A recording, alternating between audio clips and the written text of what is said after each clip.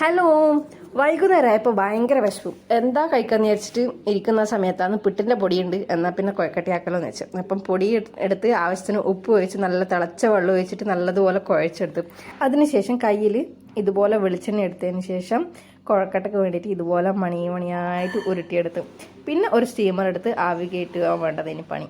അപ്പം സ്റ്റീമർ എടുത്തിട്ടുണ്ട്, എല്ലാം അതിലേക്ക് ഇട്ട് കൊടുത്തിട്ട് അടച്ചിട്ട് ഒരു 10 മിനിറ്റ് മാക്സിമം വെച്ച് കൊടുത്തു കഴിഞ്ഞാൽ നമ്മളെ സംഭവം റെഡിയായി. അങ്ങനെ ഇനി ഇതിലേക്ക് വറുത്തിടുക വേണ്ടു. ചീൻചട്ടി വെക്കുക, വെളിച്ചെണ്ണ ഒഴിക്കുക, കടുക് ഇട്ട് കൊടുക്കുക.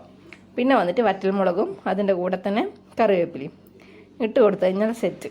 ഇനി ഇതെടുത്തിട്ട് നമുക്കൊരു പാത്രത്തിലേക്ക് മാറ്റിയതിന് ശേഷം വറുത്തതും കൂടി അതിലേക്ക് ഇട്ടിട്ട് ഒന്ന് കുടഞ്ഞു കൊടുത്തു കഴിഞ്ഞാൽ അടിപൊളി നമ്മളെ മണിക്കുഴക്കട്ട റെഡിയായി. പിന്നെ ഇനി ഇത് കഴിക്കാൻ വേണ്ടിയിട്ട് അതിലേക്ക് കറിയൊന്നും വേണ്ട, നമ്മൾ ഈ മുളകിൻ്റെ കൊത്തന്നെ മതി അത് കഴിക്കാൻ വേണ്ടിയിട്ട്. ഞാൻ എന്നാലും കറി എടുക്കാൻ വെച്ചു, സാമ്പാറും എടുത്തു. പിന്നെ ഇതിൻ്റെ കൂടെ കുടിക്കാൻ വേണ്ടിയിട്ട് ഞാൻ ഹോർലിക്സ് ഉണ്ടാക്കിനി. അങ്ങനെ ഹോർലിക്സ്